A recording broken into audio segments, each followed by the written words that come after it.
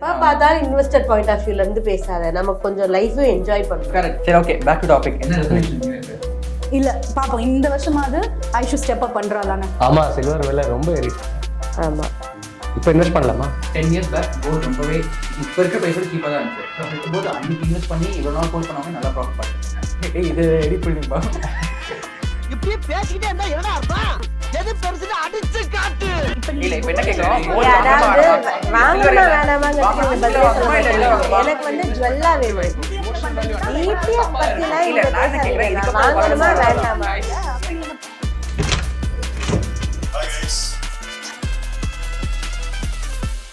Happy guys. So every 25 to 26, how are you seeing it? Sir கொஞ்சம் பாசிட்டிவாக தான் பார்க்குறேன். பிகாஸ் லாஸ்ட் இயர் பார்க்கும்போது as a person become better and கொஞ்சம் stability வந்துட்டு. ஸோ அதனால் வந்து I am maintaining 2026 with positive note. Usual resolutions தான் சார் நிறைய வச்சிருக்கேன். எதுவும் லாஸ்ட் இயர் மாதிரி இந்த இயரும் அதெல்லாம் நடக்குமாங்கிறதுல எனக்கே ஒரு கொஸ்டின் இருக்கு. யார்கிட்டயும் சொல்லிடாத கூடாது. சொன்னாதான் ப்ராப்ளம்.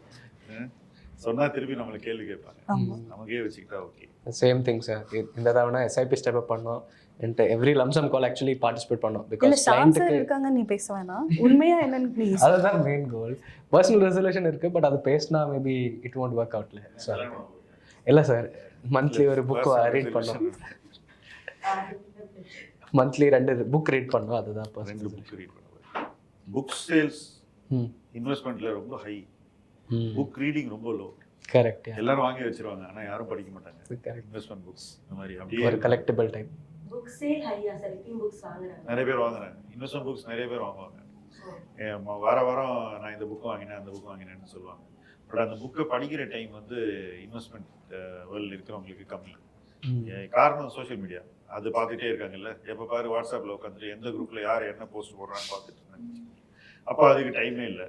இது போகிறாதுன்னு ட்விட்டர்லேயும் இருப்பாங்க. ஸோ அங்கே சண்டை போட்டுட்டு இருப்பாங்க.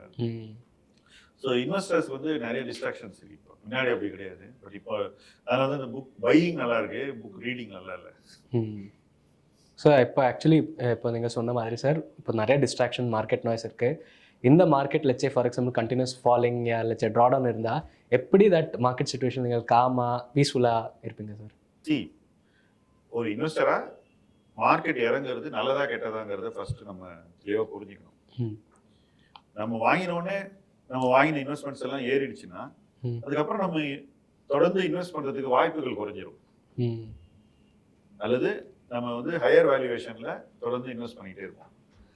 ஸோ ரைசிங் மார்க்கெட்ல இன்வெஸ்ட் பண்றது என்ன பொறுத்த வரைக்கும் actually more difficult from the point of view of getting returns. ஆனா ஒரு ஃபாலிங் மார்க்கெட்ல இன்வெஸ்ட் பண்றது எனக்கு வந்து ரொம்ப comfortable from the point of view of getting better returns in the future. பொதுவாக நான் பார்த்த வரைக்கும் எல்லாருக்கும் ரைசிங் மார்க்கெட் ரொம்ப பிடிச்சிருக்கு, அதுல இன்வெஸ்ட் பண்ண ரெடியா இருக்கு. நிறைய பேர் எங்கிட்ட சொல்லுவாங்க, சார் நான் வந்து உங்களுக்கு 50 lakhs கொடுக்குறேன், 1 year கழிச்சு நான் வரேன், நல்ல ரிட்டர்ன் தான் இன்னும் நிறைய பணம் தரேன்னு. என் மைண்ட்ல நான் யோசிப்பேன், இவர் நல்ல ரிட்டர்ன் பார்த்த அப்புறம் பணம் கொடுத்தா அப்புறம் அந்த பணத்துக்கு எப்படி ரிட்டர்ன் எடுக்கிறது? கரெக்ட். இப்போ மார்க்கெட் நல்லா இல்லையோ அப்போ அவர் பணம் கொடுத்தா தானே இவருக்கு நல்ல ரிட்டர்ன் வரும்னு. பட் அது 99% ஆஃப் பீப்புள் புரிஞ்சுக்கல. இன்ஃபேக்ட் நீங்க பாத்தீங்கன்னா எல்லாரும் வந்து இந்த ஃபண்டு பர்ஃபார்ம் பண்ணல, அந்த ஃபண்டு பர்ஃபார்ம் பண்ணல, பர்ஃபார்ம் பண்ணாத ஃபண்டு ஏன் வாங்குறோம், இப்படி எல்லாம் நிறைய கேள்விகள் என்கிட்ட கிட்டத்தட்ட ஒரு 16 வருஷமா கேட்டுட்டு இருக்கேன். அதுக்கப்புறம் அந்த ஃபண்டு பர்ஃபார்ம் பண்ணும்போது எல்லாருமே காணாம போயிடுவாங்க, வரமாட்டாங்க, அதை வந்து பேச மாட்டாங்க. எப்போ கீழே போகுதோ அப்போதான் இன்வெஸ்ட் பண்ணோம். பட் அந்த அளவுக்கு நம்ம கன்விக்ஷன் இருக்கும். விலை ஏறுனா அப்ப நம்ம இன்வெஸ்ட்மெண்டேஷன் கரெக்ட்னு நமக்கு நாமே சொல்லக்கூடிய ஒரு மனநிலையில இருந்தோம்னா, அல்லது அந்த மைண்ட் செட்ல இருந்தாக்கா, அப்போ நம்ம வந்து நம்ம செய்ய வேண்டிய நிறைய விஷயங்களை செய்ய தவறிடுவோம், மிஸ் பண்ணிடுவோம். ஸோ எனக்கு வந்து இறங்குற மார்க்கெட் தான் மோர் கம்ஃபர்டபுள் ஏறுற மார்க்கெட்டோட. ஸோ ஏதோ ஒரு ஷேரை வாங்கிட்டு அது 2ஆம் நாளே ஏறிச்சுன்னா எனக்கு அது அவ்வளோ பெரிய சந்தோஷம் கிடையாது. அதே போல ஒரு ஃபண்டை வாங்கிட்டு உடனே அது ஏறிடுச்சுனா எனக்கு அது ஒரு பெரிய சந்தோஷம் இல்லை. என்ன ரீசன்னா, நிறைய பணத்தை இன்வெஸ்ட் பண்ணோம், நிறைய பேருக்கு இன்வெஸ்ட் பண்ணோம். ரைட். அப்போ மார்க்கெட் வந்து ஃபிளாட்டா இருந்தாலோ இல்லை கொஞ்சம் கீழே வந்தாலோ தான் நமக்கு வந்து அது பெட்டர் ஆப்பர்ச்சுனிட்டி. நான் அதை அப்படிதான் பார்க்குறேன். ஸோ இப்போ லாஸ்ட் இயர் வந்துட்டு சில்வர் கோல்டு எல்லாம் வந்து மார்க்கெட் நல்லா இருக்கு, இன்வெஸ்ட் பண்ணணும்னு சொல்லியிருந்தாங்க. ஸோ அப்போ நான் இன்வெஸ்ட் பண்ணல. இப்போ எனிவே அது இன்னும் ஏறிட்டு தானே போகுது, நான் இப்போ இன்வெஸ்ட் பண்ணலாமா சார்? அதில் கோல்டு சில்வர்லாம் லாஸ்ட் இயர் ஏன் இன்வெஸ்ட் பண்ணோம்னு எல்லாரும் சொன்னாங்கன்னாக்கா கோல்டு சில்வர் மேல உள்ள லவ் நல்லா இல்லை. ஈக்விட்டி மார்க்கெட் குளோபலா நிறைய ரிஸ்க்கு வரும். யூஎஸ் டாலர் அதிலிருந்து நிறைய சென்ட்ரல் பேங்க்ஸ் வந்து கொஞ்சம் பணத்தை கோல்டு பக்கம் நகர்த்துவாங்க. இப்படி நிறைய மேக்ரோ எக்கனாமிக் எக்ஸ்பெக்டேஷன் இருந்தது. இப்போ அந்த எக்ஸ்பெக்டேஷன்லாம் நிறையவே பிளே அவுட் ஆயிடுச்சு. மொத்தம் பிளே அவுட் ஆயிடுச்சான்னு யாருக்கும் தெரியாது, பட் நிறையவே பிளே அவுட் ஆயிடுச்சு. பிளே அவுட் ஆன பிறகு போய் கோல்டு அண்ட் சில்வர் சேஸ் பண்றது புத்திசாலித்தனம் இல்லை. ஏன்னாக்கா எல்லாரும் நினைக்கிறாங்க கோல்டு சில்வர்லாம் சேஃப் அப்படின்னு. இது ரொம்ப தவறான புரிதல். நீங்க என்ன விலை கொடுத்து வாங்குறீங்களோ அதை பொறுத்து தான் சேஃப்.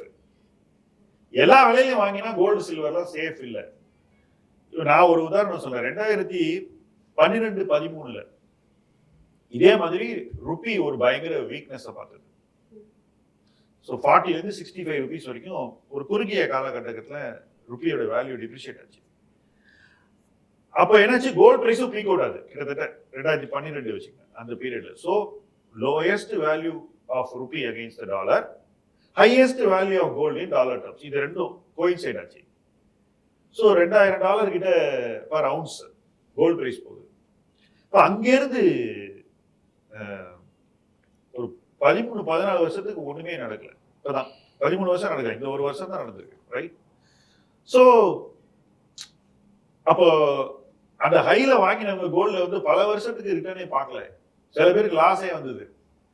பட் நம்மளோட ப்ராப்ளம் என்னன்னா இதெல்லாம் நம்ம ரொம்ப ஈஸியா மறந்துடும். ஸோ திருப்பி அதே தப்ப நிறைய பேர் செய்ய தயாராயிட்டு இருக்காங்களோன்னு எனக்கு தோணுது. எல்லா பிரைஸ்லயும் கோல்டு சில்வர்லாம் பை கிடையாது, ஒண்ணு. ரெண்டாவது, சென்ட்ரல் பேங்க்ஸ், அதாவது இந்தியாவுக்கு ரிசர்வ் பேங்க் மாதிரி, அந்த மாதிரி ஒரு country, bank of China for China, ஒரு கண்ட்ரிக்கு ஒரு சென்ட்ரல் பேங்க் இருக்கு. அந்த சென்ட்ரல் பேங்க்ஸ் வந்து கோல்டு எக்கச்சக்கமா வாங்கி வச்சிருக்காங்க. பட் நீங்க யோசிச்சு பாருங்க, சென்ட்ரல் பேங்க் என்ன பண்ணும், வருஷம் கவர்மெண்ட்டுக்கு டிவிடெண்ட் கொடுக்கும். அந்த பணம் வந்து கவர்மெண்ட் எடுத்துட்டு நாட்டுடைய டெவலப்மெண்ட்டுக்கு செலவு பண்ணும். இப்போ இன்னைக்கு சென்ட்ரல் பேங்க்ஸ் வந்து கவர்மெண்ட்டுக்கு டிவிடெண்ட் கொடுக்குறோம்னாக்கா அது எங்கேருந்து வரும் அப்படின்னு பார்த்தீங்கன்னா, அவங்க கிட்ட ஒரு போர்ட்ஃபோலியோ இருக்கு, டாலர், கோல்டு, மற்ற கரன்சிஸ் எல்லாம் இருக்கு. இப்போ இது வந்து ஒரு ப்ரொபோர்ஷன்ல சென்ட்ரல் பேங்க்ஸ் வந்து இந்த அசெட்ஸை வச்சிருப்பாங்க. டாலர் இவ்வளவு, கோல்டு இவ்வளவு, யூரோ, மற்ற கரன்சிஸ், பாஸ்கெட் ஆஃப் கரன்சிஸ் சொல்லுவோம், இதெல்லாம் இவ்வளவுன்னு வச்சிருப்போம். இப்போ இதுல ப்ராஃபிட்டை புக் பண்ணி இல்ல ஏதாவது ஒன்று ரொம்ப பர்ஃபார்ம் பண்ணினா அதுல இருந்து ப்ராஃபிட்டை எடுத்து தான் சென்ட்ரல் பேங்க் ப்ராஃபிட் பண்ணுவாங்க. அதுல இருந்து அவங்க டிவிடெண்ட் கொடுக்கணும். உதாரணத்துக்கு ரிசர்வ் பேங்க் சம்பாதிக்கக்கூடிய ப்ராஃபிட் வந்து இந்த போர்ட்ஃபோலியோல இருந்து தான் பெரும்பாலும் வரணும். இப்ப கோல்டு இவ்வளவு டபுள் ஆயிருக்கு. அப்படி போகும்போது ரிசர்வ் பேங்க் வந்து என்ன பண்ணுவாங்க, மேல மேல வாங்கிக்கிட்டே இருப்பானா, இல்ல கொஞ்சம் கோல்டு கொஞ்சம் டாலர் எல்லாத்தையும் விற்பாங்களாங்கிறதா இங்க கேள்வி. வித்து மார்ச்க்குள்ள கவர்மெண்ட்டுக்கு அவங்க டிவிடெண்ட் கொடுக்கும். திருப்பி அடுத்த வருஷம் இதே செய்யணும். ஸோ சென்ட்ரல் பேங்க்ஸ் இன்னைக்கு நிறைய லாபம் பார்த்துருக்காங்க கோல்டு வாங்கி. இந்த லாபத்தை அவங்க வந்து பயன்பாட்டுக்கு கொண்டு வருவாங்க அப்படிங்கிறது என்னுடைய எதிர்பார்ப்பு. இது ஒண்ணு. ரெண்டாவது, ஜியோ பொலிட்டிக்கல் சிச்சுவேஷன் கிளியரா இல்ல, டாரிஃப் சரியா இல்ல, டாரிஃப் பத்தின ஒரு கன்க்ளூஷன் வரல.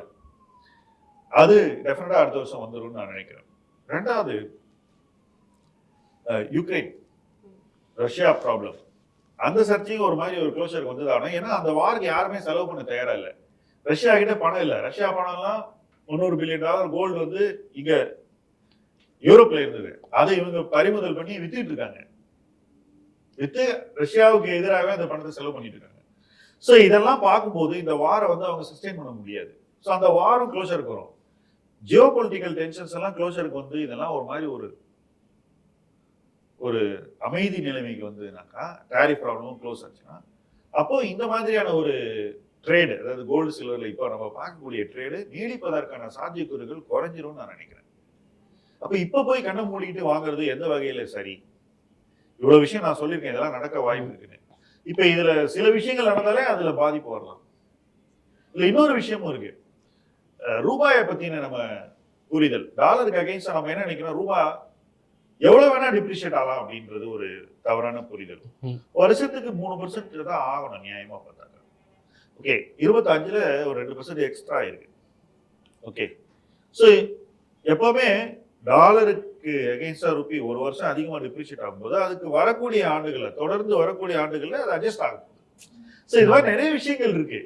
இது எல்லாம் டெஃபினட்டா கோல்டு சில்வர் பிரைஸ்ல ஒரு தாக்கத்தை உருவாக்கும்னு நான் நினைக்கிறேன். அதனால இப்போ போய் வாங்குறதுல எனக்கு உடன்பாடு இல்லை. இன்ஃபேக்ட் ரிவர்ஸ் மேபி இன்னைக்கு எது மோஸ்ட் ஓவர் வேல்யூட் அசெட் அப்படின்னு பாத்தீங்கன்னா அது வந்து ரிலேட்டிவா மற்ற சொத்துக்களோட நீங்க கம்பேர் பண்ணணும். உதாரணத்துக்கு ஈக்விட்டியோட கோல்ட ஒரு வருஷம் முன்னாடி கம்பேர் பண்ணா equity more expensive than gold. ஆனா இன்னைக்கு நீங்க எது more expensive? Gold, silver, right. So அப்போ வந்து நீங்க என்ன பண்ணணும்? அசெட் அலோகேஷன் புரிஞ்சவங்க எந்த சொத்து மதிப்பு ரொம்ப மிகைப்படுத்தப்பட்டிருக்கோ அல்லது அதிகமா இருக்கோ அந்த சொத்துல இருந்து பணத்தை எடுத்து எந்த சொத்துல அவங்களுக்கு நல்ல வேல்யூ கிடைக்குதோ அந்த இடத்துல இன்வெஸ்ட் பண்ணணும். அதுதான் அசெட் அலோகேஷன். ரைட். இப்போ நீங்க ஏற்கனவே ஒரு வீடு வச்சிருக்கீங்க, அதுல கடன் இருக்கு. இன்னொரு பக்கம் நீங்க கோல்ட்ல இன்வெஸ்ட்மெண்ட்ஸ் பண்ணி வச்சிருக்கீங்க, ஆர் சில்வர்ல போட்டு வச்சிருக்கீங்க, அது நல்லா அப்ரிஷியேட் ஆயிடுச்சு. இப்போ இந்த வீட்டினுடைய கடனை அடைப்பதற்கு இந்த அசெட் இன்வெஸ்ட்மெண்ட்டை நீங்க யூஸ் பண்ணலாம். ஒரு உதாரணம், வீடு வாங்கணும் அப்படின்னு நினைக்கிறவங்க கூட சப்போஸ் ஒரு நல்ல வேல்யூவேஷன் குறைவா ஒரு வீடு கிடைச்சதுனாக்கா அப்போ இந்த ஓவர் வேல்யூட் அசெட்ல இருந்து பணத்தை எடுத்து அதுல இன்வெஸ்ட் பண்ணலாம். ஸோ அந்த அசெட் அலோகேஷன் நீங்க மாத்துறதுக்கான ஒரு சூழல் தான் அமைஞ்சிருக்குன்னு நினைக்கிறேன். அதை விட்டுட்டு ஏற்கனவே ஏறின ஒரு சொத்துல போய் அது விரட்டி சேஸ் பண்ணி வாங்குறது நல்ல முதலீடு இல்லைன்னு நான் நினைக்கிறேன். இப்போ நீங்க வீடு பத்தி பேசுனீங்க சார். இப்போ ஜெனரலி வந்து ரியல் எஸ்டேட் வந்து மற்றதெல்லாம் விட கொஞ்சம் அப்புறம் தான் நம்ம இன்வெஸ்ட் பண்றதுக்கு யோசிக்கிற மாதிரி இருக்குல்ல. இப்போ நான் வீடு வாங்கணும்னு நினைக்கிறேன் அப்படின்னா என்கிட்ட எவ்வளோ மேபி டவுன் பேமெண்ட் என்னால் எவ்வளோ போட முடியும் அண்ட் எவ்வளோ இஎம்ஐக்கு நான் போகலாம் சார்? அதோட அந்த ரேஷியோ எப்படி நாங்கள் டிஸ்கஸ் பண்ணிட்டு இருந்தோம். ஆமாம் சார், அதே ஒரு ஃபாலோ கொஸ்டின்னா வந்து எப்போ ஒரு மனுஷன் வந்து அவங்க லைஃப்ல சராசரியா வீடு வாங்க கரெக்டாக இருக்கும் சார்? சரி, எல்லாருக்குமே வீடு வாங்கணும்னு தெரியல. ஸோ வீட்டுக்கான இன்வெஸ்ட்மெண்ட்டை நீங்கள் வேலை செஞ்ச ஆரம்பித்த நாள்லேருந்து கொஞ்சமாவது ஸ்டார்ட் பண்ணி படிப்படியாக அந்த வீட்டுக்குன்னு பணத்தை தனியாக சேர்க்கணும். யாருக்கு தேவை இருக்கோ அவங்க வந்து முதல் நாள்லேருந்து வீட்டுக்குன்னு தனியாக கார்பஸ் பில் பண்ணணும். அப்படி பில் பண்ணுறவங்க என்ன பண்ணுவாங்கன்னாக்கா, சப்போஸ் உங்கள்கிட்ட 50% பணம் நீங்கள் சேர்த்துட்டீங்கன்னா நீங்கள் போட்ட பணம் அதில் 20% 25% தான் இருக்கும். பாக்கி அப்ரிசியேஷனில் வந்துடும். அப்போ இந்த வீட்டுக்கு நீங்கள் போடக்கூடிய பணம் வந்து கட்டுப்பாட்டுக்குள்ளே இருக்கும். இது எதுவுமே பண்ணாம ஒருத்தன் வீடு வாங்க போவான் திடீர்னு ஒரு நாள் சண்டே நியூஸ் பேப்பர் பார்த்து. ஓகே சரி, உங்களுடைய 25% நீங்க போடணும்ல லோனுக்கு, அது எங்கேருந்து வருதுன்னு பார்த்தா அதுக்கு ஒரு பிஎல்ல போடுவான், இல்லையா பேரண்ட்ஸ்ட வாங்குவான், இல்ல கோல்டு கொண்டு போய் பிளிஞ்சு பண்ணுவான், அந்த பணத்தை எடுத்து வீட்டுக்கு தன்னுடைய முதல்ல போடுவான். இப்படியெல்லாம் வீடு வாங்குறது வந்து எனக்கு தெரிஞ்சு நல்லதில்லை, அது தப்பு ஆக்சுவலா. ஸோ உங்களுடைய பணம் நீங்க எந்த விதமான ஒரு கடனும் வாங்காமல் உங்க சொந்த பணமா இருக்கணும். அது 30 to 50% இருக்கும்போது நீங்க வீடு வாங்கலாம். வீட்டினுடைய மொத்த மதிப்புல 30 to 50%. அந்த ரெண்ட் டிபெண்ட் பண்ணி நான் வீடு யோசிப்பேன். இப்போ நான் ஒரு இடத்துல வீடு வாங்கி நான் வச்சுக்கிறேன்னா நான் ரெண்ட் தான் இருக்க போறேன். எனக்கு ஒரு 30,000 என்னால இஎம்ஐ பே பண்ண முடியும். அந்த டைம்ல நான் வீடு வாங்குறேன். அந்த வீடு நான் ரெண்ட் கொடுத்தேன்னா அதுல ஒரு 20,000 கிடைக்கும். அந்த மாதிரி கால்குலேஷன் பத்தி என்ன நினைக்கிறீங்க? சரி, வீடு நீங்க வந்து ரெண்டுக்காக வாங்குறீங்களா அப்ரிசியேஷனுக்காக வாங்குறீங்களா? ரெண்டுமே. பிரைமரிலி வந்து இந்தியாவில் ரெண்டல் ஈல்டு 1% 2% மேலே இல்லை. ஸோ அப்ரிசியேஷனுக்கு தான் வாங்கணும் ரியல் எஸ்டேட். தமிழ்நாட்டில் நீங்கள் அப்ரிசியேஷனுக்கு தான் வாங்கணும். ஓகே, வேற எதுக்கும் வாங்கக்கூடாது. ரெண்டல் ஈல்டெல்லாம் 1% 2%. அது வந்து இன்ஃப்ளேஷனை கூட பீட் பண்ணாது. அதை ஒரு கணக்கில் எடுத்து நம்ம எதுவுமே செய்ய முடியாது. அப்போ வேல்யூவேஷன் பற்றி அந்த ஈல்டு என்ன சொல்லுது உங்களுக்கு? பொதுவாக சொல்கிறேன், ஈல்டு கம்மியாக இருந்தால் அப்போனா சொத்தினுடைய விலை ரொம்ப அதிகமாக இருக்குன்னு அர்த்தம் ஜென்ரலி. ஏன்னா நீங்கள் விலையை ஏற்றிடலாம், வாடகை ஏற்ற முடியாது. கரெக்டா? அப்போ அந்த விலையில ஏதோ ஒரு ஆர்டிஃபிஷியல் ஒரு சூடு இருக்குன்னு அர்த்தம். இப்போ அந்த டைம்ல நீங்க வாங்கக்கூடாது. ஆனா இப்போ எனக்கு நான் ஒரு வீடு நான் பார்க்குறேன், அது ஒரு 40 லட்சம் இருக்கு. இப்போ நான் யோசிக்கிறேன் மேபி இன்னொரு 10 இயர்ஸ் நான் என்னோட கார்பஸ் பில் பண்ணிட்டு நான் வாங்கலாம் அப்படி யோசிக்கிறப்போ மேபி அந்த இடத்துல அந்த வீடு ஒரு 10 இயர்ஸ் கழிச்சு ஒரு 60 லட்சம் ஆயிடும். மேலேயே கூட ஆகலாம். பட் உங்களுடைய சொந்த பணம் அதுல அதிகம் இருக்கும். அதுதான் பாயிண்ட். உங்க பணமே இல்லாம நீங்க ஒரு வீடை வாங்கும்போது, அதாவது உங்க பெற்றோர்கிட்ட பணம் வாங்குறீங்க, பிரதர்கிட்ட வாங்குறீங்க, பிஎல் வாங்குறீங்க, அப்புறம் கோல்டு லோன் வாங்குறீங்க, இது எதுவுமே உங்க பணம் இல்லை. ஸோ உங்க பணம் இல்லாம நீங்க ஒரு வீடு வாங்கும்போது நீங்க எடுக்கக்கூடிய ரிஸ்க் வந்து ரொம்ப ரொம்ப அதிகம். மொத்தமே ரிஸ்க் தான். சார், ஸோ யூஸ்வலி இப்போ லாஸ்ட் இயருக்கு முன்னாடி வரைக்கும் லைக் இந்த மல்டி அசெட்ங்கிறது ரோலுக்குள்ள வராத வரைக்கும் it's always about large mid small. இதுல ஒரு ஃபண்ட் இதுல ஒரு ஃபண்ட் எடுத்தனா ஒரு மியூச்சுவல் ஃபண்ட் இன்வெஸ்டருக்கு இது மூணுத்துல இருந்து நான் ஸ்ப்ளிட் பண்ணி போட்டா எனிவேஸ் லாங் டர்ம் ஆவரேஜ் 11-12% ஒரு ஐடியால இருந்தாங்க. இப்போ லாஸ்ட் இயர்ல உங்களுக்கு இந்த கோல்ட் அண்ட் சில்வரும் ஆட் ஆயிருக்கு. ஸோ நானே இப்போ இந்த 5 ஃபண்ட்ல ஒரு ஃபண்ட் பிக் பண்ணி இதுல ஒரு இடிஎஃப்ல ஒரு எஸ்ஐபி, இதுல ஒரு எஸ்ஐபி, சில்வர்ல ஒரு எஸ்ஐபி பிளஸ் இந்த 3 ஃபண்டையும் நான் போட்டனாலே இந்த அசெட் அலோகேஷன் நடந்துருது இல்ல. இது எதுக்கு நான் வந்து ஒரு அட்வைசரோட ஹெல்ப் எனக்கு இங்க எங்க வருது? நீங்களும் அதே லாங் டர்ம் 11-12% எக்ஸ்பெக்டேஷன் சொல்லும்போது எங்க நீங்க அந்த வேல்யூ ஆட் பண்றீங்கன்னு ஒரு क्वेश्चन வருது. ஃபர்ஸ்ட்லி இந்த 12% ஏதோ பர்த் ரைட்னு நம்ம நினைக்கிறது வந்து தப்பு. நான் சின்ன உதாரணம் சொல்றேன். 2024ல நீங்க ஃபண்டை விட்டுருங்க, இடிஎஃப்கே போவோம். நிஃப்டி 50, நெக்ஸ்ட் நிஃப்டி 50, அதுக்கப்புறம் ஒரு லார்ஜ் அண்ட் மிட் அந்த அடுத்த 150 கம்பெனி, இந்த 3 இது பண்ணாலே போதும் அப்படின்னு சொன்னவங்க நிறைய பேர் இருக்காங்க. ஓகேயா? 2025ல நிஃப்டிக்கும் நெக்ஸ்ட் நிஃப்டிக்கும் உள்ள டைவர்ஜென்ஸ், தட் இஸ் நிஃப்டிக்கும் நெக்ஸ்ட் நிஃப்டிக்கும் உள்ள பர்ஃபார்மன்ஸ் வேரியேஷன் டபுள் டிஜிட். தெரியுமா உங்களுக்கு? நிஃப்டி 3% தான் ரிட்டர்ன் கொடுத்துருக்கு, 3-4 கொடுத்துருக்கு, மாறிக்கிட்டே இருக்கு டெய்லி டு டே. ஸோ இது மைனஸ், டபுள் டிஜிட். இதுக்கும் அதுக்கும் உள்ள டிஃப்ரென்ஸ். ஓகே, ஸோ இப்போ நீங்கள் வந்து ஒரு போர்ட்ஃபோலியோ பில்ட் பண்ணுறீங்க. ஒரு பார்ட்டில் நிஃப்டி வச்சிருக்கீங்க, இன்னொரு பார்ட்டில் நெக்ஸ்ட் நிஃப்டி வச்சிருக்கீங்க. நிஃப்டி பண்ணதுக்கு மேலே நெக்ஸ்ட் நிஃப்டி கீழே இழுத்துருச்சு உங்களை, ரைட்டா? இதுக்கு அடுத்து மிட் கேப்பில் போகிறீங்க, அங்கே 2-3% ரிட்டர்ன். ஓகே, இடிஎஃப்லேயே சொல்கிறேன், நீங்கள் வந்து ஆக்டிவ்க்கே போகாதீங்க. இடிஎஃப்ல இதை 3 வச்சு போர்ட்ஃபோலியோ பண்ணியிருந்தீங்கன்னாக்கா உங்களுடைய ஈக்விட்டி ரிட்டர்ன் இன்ஃப்ளேஷனே பீட் பண்ணல, அதுவும் இவ்வளோ லோ இன்ஃப்ளேஷன் இயரில். இதுக்கு என்ன சொல்றீங்க? இன்ஃப்ளேஷனே பீட் பண்ணல, ரைட்? வேறஸ் இதே பீரியட்ல உங்களுக்கு தெரியும் ஆக்டிவ் ஃபண்டு இன்ஃப்ளேஷனை கிளீனாக பீட் பண்ணியிருக்குன்றது. நீங்கள் மைல்ஸ்டோன் செல்த்தில் பார்த்துட்டு இருக்கீங்களா? எத்தனை கிளைண்டோட போர்ட்ஃபோலியோ ப்ரீவியஸ் இயர்லேருந்து வரவங்க, 24லேருந்து வரவங்க போர்ட்ஃபோலியோ பார்க்குறீங்களா? அவங்க எவ்வளோ ரிட்டர்ன் பண்ணியிருக்காங்க? நம்ம அறிவுபூர்வமாக முதலீடு செய்யறதுங்கிறது நமக்கு நல்ல ரிசல்ட்டை கொடுக்கணும். இல்லை அறிவுபூர்வமாக ஒன்றுமே இல்லை அப்படின்னு நீங்கள் சொன்னீங்கன்னாக்கா அப்போ உலகத்தில் எல்லா இன்வெஸ்டருமே பணம் பண்ணிட்டு இருப்பான். 100% இன்வெஸ்டரும் பணம் பண்ணிட்டு இருப்பான், ரைட்? வேற 1% இன்வெஸ்டர் தான் ஸ்டாக் மார்க்கெட்டில் பணம் பண்ணுறான். என்ன இது ஏன் நடக்குதுன்னு நீங்கள் யோசிங்க. ஏன்னா இதை வந்து நம்ம சும்மா இந்த எவ்வளோ காசு கொடுக்குறோம் அட்வைசருக்கு, என்ன ஃபீஸ் கொடுக்குறோம் மேனேஜருக்கு, இந்த ஒரு இதுலேயே பேசிக்கிட்டு இருந்தோம்னாக்கா அந்த பேச்சு பேசிக்கிட்டே இப்போ நீங்கள் வந்து எதுக்காக பார்லர் போகிறாங்க எல்லாரும்? அவங்களே பண்ணிக்க வேண்டியதானே, ஹேர் கட்டை அவங்களே பண்ணிக்க வேண்டியதானே, கத்திரி கிடைக்குது கடைக்கு போனால் நம்மளே பண்ணிக்கலாம். அப்படி இல்லை அது. சி, நம்ம வந்து ஒரு செலவை இன்கர் பண்ணும்போது அதுலேருந்து ஏதாவது வேல்யூ கிடைக்குதான்னு நம்ம பார்க்கணும். ஓகே, இந்த செலவே வேண்டாம் அப்படின்னு திங்க் பண்ணோன்னா நம்ம உருவாக்க வேண்டிய அந்த ரிசல்ட் இருக்கு பாருங்க, அது கிடைக்கணும். If you don't look good you are not going to be happy. அதே தான் நம்ம போர்ட்ஃபோலியோக்கும் பொருந்தும்ல. ஸோ ஒரு போர்ட்ஃபோலியோ நல்லா இருக்கணும்னா அதில் எல்லாம் வரணும். அதுக்கு தான் நான் உங்களுக்கு இந்த இண்டெக்ஸிங் எக்ஸாம்பிள் சொன்னேன். நெக்ஸ்ட் நிஃப்டியை வந்து தூக்கி பிடிச்சவர்கள் எத்தனையோ லட்சக்கணக்கான பேர். ஓகே, ஒரு பர்டிகுலர் நெக்ஸ்ட் நிஃப்டி ஃபண்டில் உலகமே வச்சிருக்கு ஷேர் பணம் போட்டு, கரெக்டா? பட் யாருமே பணம் பண்ணலையே, எல்லாம் நெகட்டிவ் இல்லை. ஸோ அவ்வளோ ஈஸி இல்லை. ரெண்டாவது கோல்டு சில்வருக்கு வருவோம்.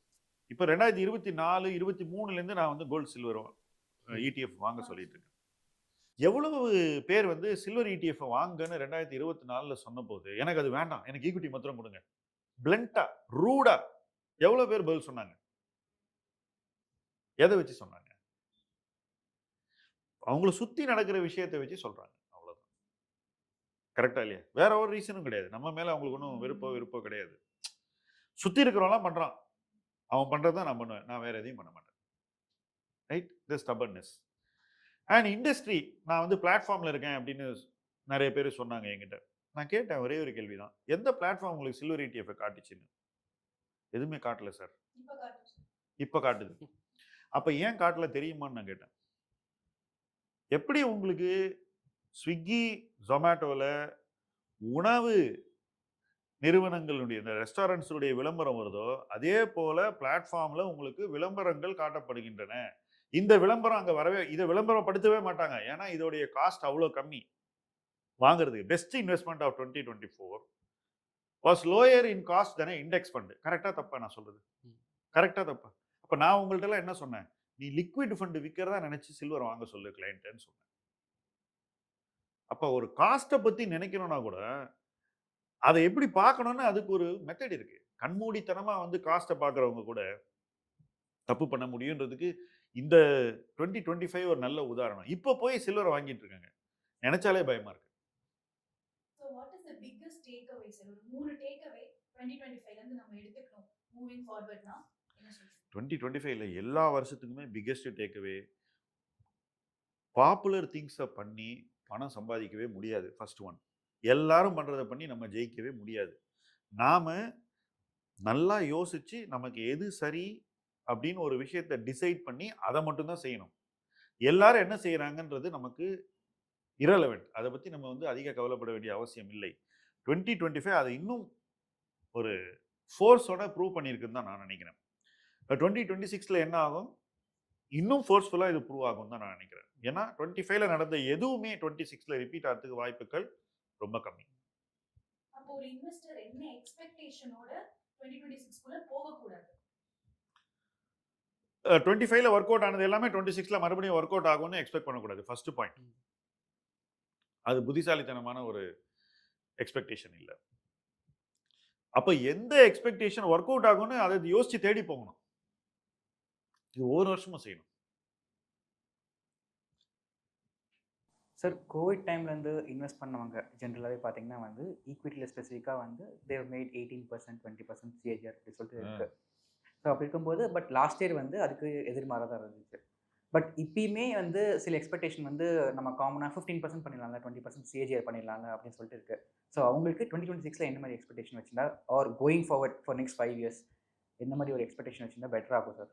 ஸோ நான் இந்த ஃப்ரேஸ் யூஸ் பண்ண போறேன், டீன் ரிட்டர்ன் அப்படின்னு சொல்றேன். டீனேஜ் ஃபர்ஸ்ட் டீன் என்ன 13, 13. என்னை பொறுத்த வரைக்கும் டீன் ரிட்டர்னுங்கிறதே பயங்கர difficult to create over a period of 20-30 years. Okay, இப்போ வாரன் பஃபெட்டோடைய கரியர் ரிட்டர்ன் பார்த்தீங்கன்னா 15-16% இருக்கு, ரைட்? அவ்வளோ ஒரு அவுட்ஸ்டாண்டிங் இன்வெஸ்டருடைய ரிட்டர்ன்ஸே அவ்வளோதான் இருக்கு. இப்போ என்னாலேயே 20% பண்ண முடியும்னு எல்லாரும் சொல்லும்போது என்னுடைய கேள்வி எவ்வளவு நாளைக்குன்னு நீங்க முடிவு பண்ணிக்கங்க. ஓகே, 2020 to 2025 வந்து ஒரு ராக் பாட்டம் இருந்து ஒரு பீக் வரைக்கும் உள்ள ஒரு டிராவல். ஓகே, இதை நீங்க கணக்கு போட்டு இதை வச்சு இன்வெஸ்ட்மெண்ட் ஜட்ஜ்மெண்ட் ஃபார்ம் பண்றீங்கன்னாக்கா என்னை பொறுத்த வரைக்கும் அது சஸ்டெயின் பண்ணுறது ரொம்ப ரொம்ப கஷ்டம். It is going to be very difficult. அதுக்கான உழைப்பு ரொம்ப ரொம்ப அதிகமாக தேவைப்படும். அது எல்லாராலும் பண்ண முடியாது, போட முடியாதுங்கிறது தான் என்னுடைய அப்சர்வேஷன். ஏன்னா அவங்களுக்கு அவங்க வேலை இருக்கு, மற்ற ப்ரெஷர்ஸ் இருக்கு. இதுக்கு நடுவில் இதையும் பண்ணாங்கன்னாக்கா அவங்களுக்கு டைமே இருக்காது, பயங்கர ஸ்ட்ரெஸ்ஃபுல் ஆகிடும் லைஃப். ஸோ இந்த 18-20% ஈஸியாக பண்ண முடியும்னு நினைக்கிறவங்க வந்து பண்ணா சந்தோஷம், பட் பண்றது ஈஸி இல்லை. ஏன்னா நம்ம பார்த்துட்டே தானே இருக்கோம். இப்போ லாஸ்ட் இயர் யோசிச்சு பாருங்க, ஸ்மால் கேப் தான் வாங்குவேன் அப்படின்னு ஸ்மால் கேப்ல மட்டுமே எது ஹையஸ்ட் ரிட்டர்ன் கொடுக்கும்னு நினைக்கிறாங்களோ அதை மட்டுமே வச்ச போர்ட்ஃபோலியோ நெகட்டிவ்ல இருக்கு. இப்போ நீங்க -10% பண்ணிட்டீங்க ஒரு வருஷம். 2025ல -10% உங்க போர்ட்ஃபோலியோ இருக்கு. 26ல முதல்ல நீங்க இந்த 10% மறுபடியும் ஏர்ன் பண்ணி ஆகணும். ஏர்ன் பண்ணா 0க்கு வருவீங்க, கரெக்டா? அதுக்கப்புறம் 2 வருஷத்துக்கு சேர்ந்து நீங்க 36ல இருந்து 40% ஏர்ன் பண்ணாதான் 18-20%. அது விளையாட்டா? அது எவ்வளவு ஈஸியான்றதான் இங்க கேள்வி. எப்ப நீங்க கீழே போயிருந்தீங்களோ ஃபர்ஸ்ட் நீங்க விட்டதை பிடிச்சி 0க்கு வரணும். அதுக்கப்புறம் அந்த இழந்த நேரத்துக்கு சேர்த்து வச்சு நீங்க ஏர்ன் பண்ணணும். ஸோ ஹை ரிட்டர்ன் பண்றவங்க லாஸே பண்ணக்கூடாது அப்படின்ற ஒரு லாஸ் அவர்ஷனோட இருந்தாங்கன்னா எப்பவுமே சேஃப்டியை தேடி போவாங்க. ஆனா ஹை ரிட்டர்ன் பண்ணவங்க எல்லாரும் என்ன பண்றாங்க, நம்மள சுத்தி இன்னும் ஹை ரிஸ்க் எடுக்கணும்னு ஓடுறாங்க, கரெக்டா? அப்ப அடுத்து என்ன வரும்? நீங்க ஆல்ரெடி ஹை ரிட்டர்ன் பண்ணிட்டீங்க. ஹை ரிட்டர்ன் பண்ண பிறகு நீங்க இன்னும் ஹை ரிஸ்க் எடுத்து சேஸ் பண்றீங்க. அதுக்கப்புறம் என்ன வரும்? volatile correction, drawdown, லாஸ் வரும். அந்த லாஸை ஃபர்ஸ்ட் நீங்க கரெக்ட் பண்ணணும், அதுக்கப்புறம் தான் ரிட்டர்ன் வரும். லாஸே வராதுன்னு நினைக்கிறவங்க நினைக்கலாம், தப்பு இல்லை. பட் அதான் மார்க்கெட் நம்மளை வந்து ஒரு டைமையும் பக்குவப்படுத்திக்கிட்டே இருக்கும். ஸோ நம்மளோட பயம் என்ன? லாஸ் வரக்கூடாது, அதுதான் பயம். அது நமக்கு இல்லை, யாருக்கும் வரக்கூடாது. சார் 2026 உங்களுக்கு ரெசல்யூஷன் என்னவா இருக்கு சார் அது? First, I want to make every investor invest to his full potential.